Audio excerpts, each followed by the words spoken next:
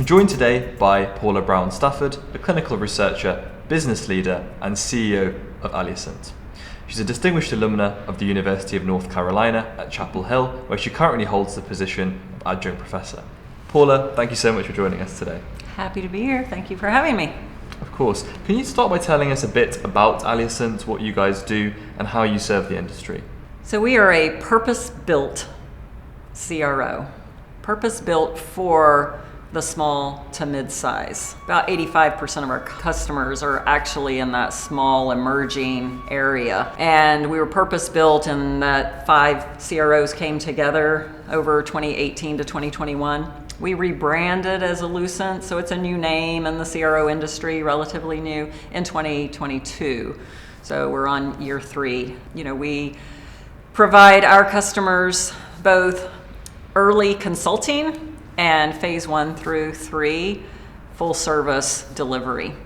And for people who aren't aware, what exactly is a CRO? I joined this industry before it was even called a CRO. I joined a statistical consulting company 39 years ago, and then it evolved, and it was one of the preeminent and first what became a CRO, a clinical research organization. And in short, we partner with biopharma companies and in primarily the clinical research. And we basically provide the resources, both human and computer and systems, to run and conduct their clinical research phase 1 through 4 trials. What we often see in the industry is a massive breakthrough drugs and treatments emerging out of very small biotech. Why is that? Well, I think that's where the innovation is actually happening. And what you see, here at JPM week is that the large companies are buying the small companies with that innovation. A lot of them come out of universities, and that's, I would say, where the biotechs really started, is from spin-offs from universities. And I think now you're seeing a lot of large pharma, scientific professionals finding a product that might not have been approved, or it got deprioritized in a company. And they're coming in and starting up a new business to relook at at that product candidate. Big pharma has all the billions of dollars, so it kind of seems, what's the main competitive advantage that the smaller players have? Well, and it's one of the Allucent values. They can be nimble. They can move, and it's one of our values because we have to be nimble to work with those clients, those customers. And the smaller you are, sometimes the more nimble you can be. At Allucent, we like to say that we're big enough to deliver, but small enough to care. So we do care, but we are big enough because we are global.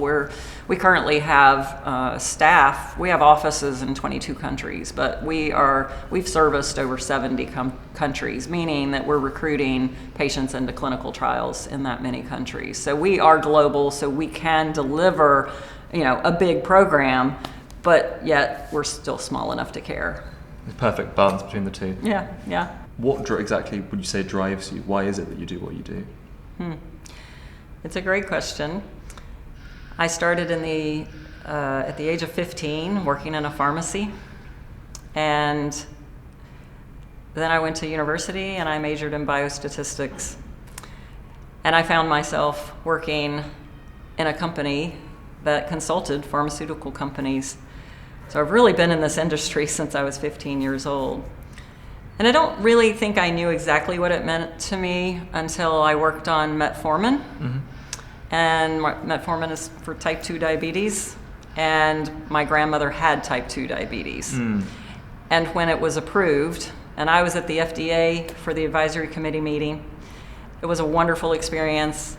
And when it was approved and it was on the market 2 weeks later, my grandmother's doctor told her she needed to go on insulin. And I said, no, you need to go on metformin. Her doctor said, we just don't know that much about it. It's just come out. You need to go on insulin. Once you go on insulin, you really can't come off. And so I remember calling the CEO, who I had a relationship with, and we talked about it on a Sunday, and she agreed with me. And we went back to that doctor and got my grandmother at the age of 80 on to metformin. She lived to be 99. Wow. So it's a I was part of helping get that drug approved, and it gives me chills still, because once I went through that, and that was 1995, that's why I do what I do. It's amazing. So, we're 10 minutes away from Union Square. We're in the middle of JPM week. How have you found things? Who have you been speaking to? Well, it has exceeded my expectations, and it has just been great in the sense that I have gotten to meet with literally dozens of biotech CEOs, CMOs, CSOs, a few CFOs, and just having conversations in 3 days that could take me 2 years if I weren't here. And so in terms of your estimation of the industry as a CRO, such a unique perspective, a bird's eye view that very few can benefit from. What are the hottest sectors in the industry right now? Well, and there's 50,000 people here. I haven't met with all of them, so I can just say what I've seen, and what I've seen is, still a lot of oncology, a lot of different areas, treating different, cancers. So oncology is probably the biggest. Maybe my surprise was the number of conversations around just autoimmune diseases. So a little bit, it's always been a big area, but still a lot in that area. Certainly there's the diabetes and obesity drugs, and, looking for competitors better, not once a week, things like that. CNS, Parkinson's, Alzheimer's, both of those have been talked about. So I think those are kind of the big therapeutic areas. There's a lot of innovation. We met with one company this week, which was really amazing in terms of not only their innovation, but seeing some of the data that they shared with us, including some pictures. And it's remarkable innovation, but this is one of the companies who doesn't have funding. And I think that funding, most people are here because they're looking for funding. But with the companies that we've talked to, I would say the vast majority come in and they do have funding. But there have been a few who don't. And, that's where you really want to try to make connections and help them find the funding to keep doing the good, innovative work that they're doing. It's always interesting that JPM Week occurs at the start of the year. So what have you found to be the temperature in the room now compared to over the last few years? Well, I think it helps that the weather has been great this week. Yeah. And I have been here many, many years, and it's always rained, and it's been a beautiful week. And I think it's helping us look at the new year. Everybody's pretty positive, pretty optimistic. There's a cautious optimism, obviously, but there is optimism about 2025. When I look at 2024 and, the reports of all the layoffs and this, that, and the other, and then you come to JP Morgan and you see all of the, quick 2025 mergers and acquisitions. Companies have to reprioritize their portfolios.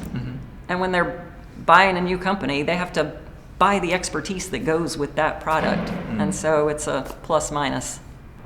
And finally, with a new administration on the horizon in the not too distant future, it's a massive time of shake-up and speculation. Where do you see the future of American healthcare over the next 4 years? 2025 might be a little bit more predictable than the next 4 years. I think 2025, I don't feel like the first half we're going to see too much change. It's still, the big ship, and then we've got the tugboat that's going to try to turn it. And I don't think it's going to, healthcare can turn as quickly as maybe it needs to. But I think that, my hope and wish is just for more funding for the biotechs early on. Because if Big Pharma wants to buy them later, they need them to keep going now. Of course. So I'm hoping that there's an influx of funds into that innovative biotech, arm. We'll have to watch this space, and hopefully that funding does flow. I do. Paula, thank you so much for joining us today. Yes. Really appreciate it. Thank you. Appreciate you having me. Thank you.